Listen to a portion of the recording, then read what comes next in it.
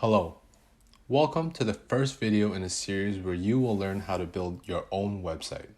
With everything becoming digital and moving online, it's very important to learn and understand what goes on behind each website. So in this course, we'll be using HTML to build our own websites, and we'll design it with CSS. We'll also be learning a bit of JavaScript to add interaction with the user. By the end of this course, we'll be building our own portfolio site, which will look something like this. As you can see here, this is a simple portfolio site, but has all the elements that a website needs. We'll be going over all the concepts that you need to understand in order to build this website, and by the end of the course, you'll have your own website ready to go. This website is also supported for mobile devices, as you can see here, which is very important when building websites today.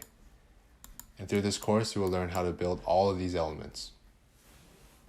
But before we get to all that fancy schmancy code, let's get to the basics. In this lesson, we're going to be installing the IDE. We'll be going over what exactly is HTML. We'll talk about the HTML structure, and we're going to build our very first website.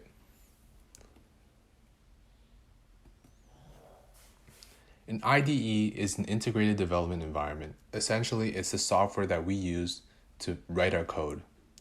It consists of a text editor so that we can write the code, and has numerous other tools, such as debuggers and tools for additional packages that can help us in the process. Some IDEs that coders use for HTML are Sublime Text 3, Notepad++, and Atom. In this course, we'll be using Sublime Text 3, but do your research and find out which IDE works best for you. So to install Sublime, go to this link at www.sublimetext.com/3. Find the appropriate file for your operating system. I'm on Windows 64, so I'll download this file and follow the installation instructions that they give you. Great. Now while that's installing, let's talk about what is HTML. HTML stands for Hypertext Markup Language, and is the base language that web browsers read in order to display websites. The elements in an HTML file describe the structure of a web page and contains all the content that you see when you visit a website. It also contains information that describes the website, and we'll be going over that in a later slide. The main structure of HTML contains a head and a body. The head contains the metadata, which is information that essentially describes your web page. The body is where all the content of your web page is. So any text, any videos, pictures, that's what the body contains.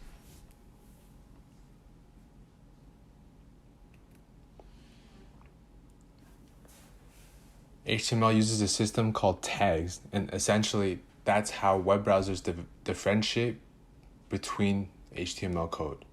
Some common tags include division tags, anchor tags, paragraph tags, heading tags, and image tags, and we'll be going over all of these tags throughout this course. The reason we use tags is because they already come with default features. For instance, H1, H2, H3, they start large and decrease in size, so if you need any specific heading, you can use the default settings for each tag. We can also design for specific tags.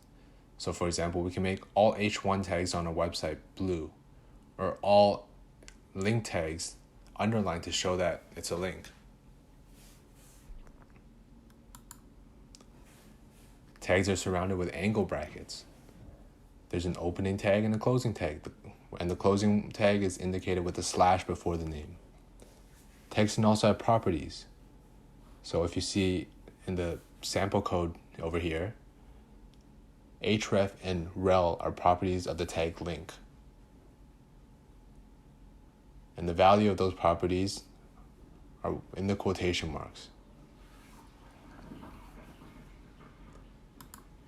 Tags also must follow a sandwich style, which means that they must be wrapped by other tags. tag on the outside is the parent element, and the one on the inside is the child. The child tag must close before the parent closes. So this one is right, because as you see, the div wraps around the p tag. In this example, the div closes before the p closes, and we have improper code. There are exceptions to this rule, like self-closing tags, such as meta or image, and we'll talk about these later on.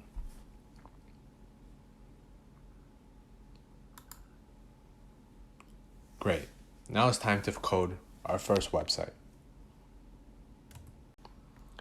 So here we have Sublime. We can open up a new file. We'll save it. And it's important to save this file as a HTML file. So we'll name it and write .html. Great. Now to set up the document, we need to start by telling the file that it is in HTML. So we'll do this by typing !doc type HTML and close the bracket. Now we'll set up the content by writing HTML and we'll close that.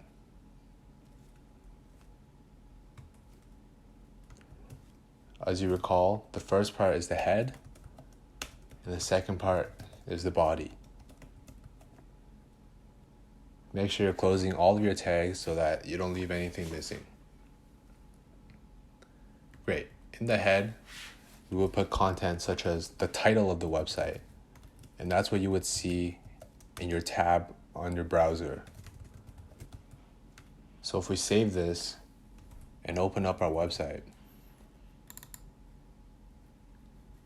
this title here, My First Website, is what we just typed.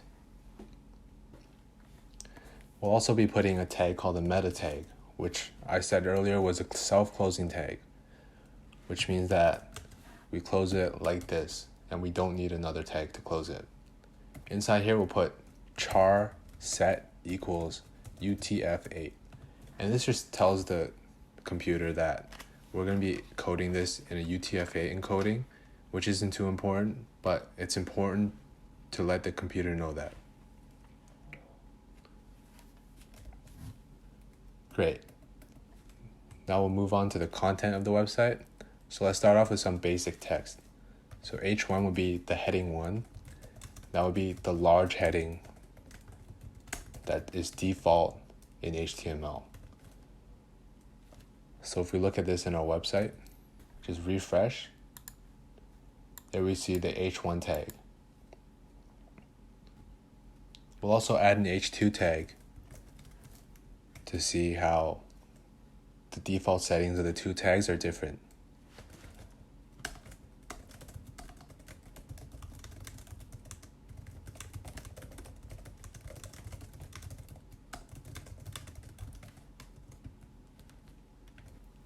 And when we reload it, there you see it. This is in H2, this is in H1. The paragraph tag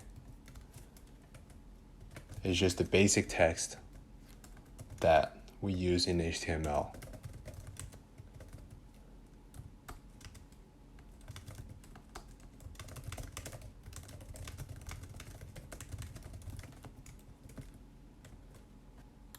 And as you can see here, it's just pretty plain, nothing too special. We can also link to other websites with an anchor tag, which is called with A.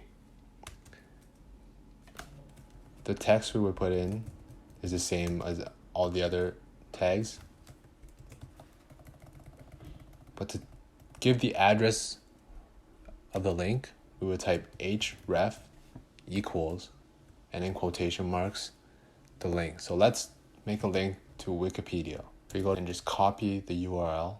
We can paste it in that href, and our link should take us right to Wikipedia. So we refresh our website, and there we go. We can also make lists in our website. So an unordered list would use bullet points.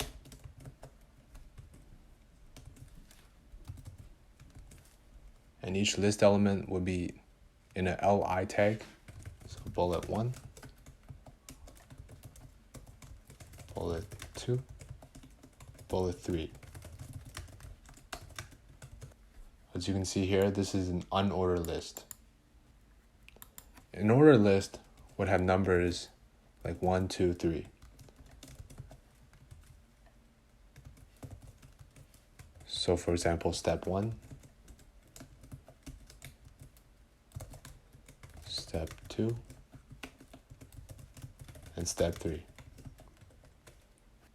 And as you can see, this will show up 1, 2, 3 in order. And congratulations, you've just built your first ever website with HTML. We've gone over what goes inside the head tag. We've gone over basic forms of text, how to link to another website, and how to do an unordered and an ordered list. And that concludes our first ever video in this series. Just to go over some of the things that we talked about today. HTML stands for Hypertext Markup Language and is a language that web browsers read and interpret so that they can show the content of a website. The head of the file contains metadata, which is information about the file, and the body contains everything that you see when you go on the website. HTML uses tags, which are represented with angle brackets and are closed with a slash, and they must be wrapped in a sandwich style, except for self-closing tags. When linking to another website, we use the anchor tag, and the address of the link uses the keyword href. We can also make lists, with unordered lists being ul and ordered lists being ol. And there you have it. That's our first ever lesson in this course, and we'll see you in the next one.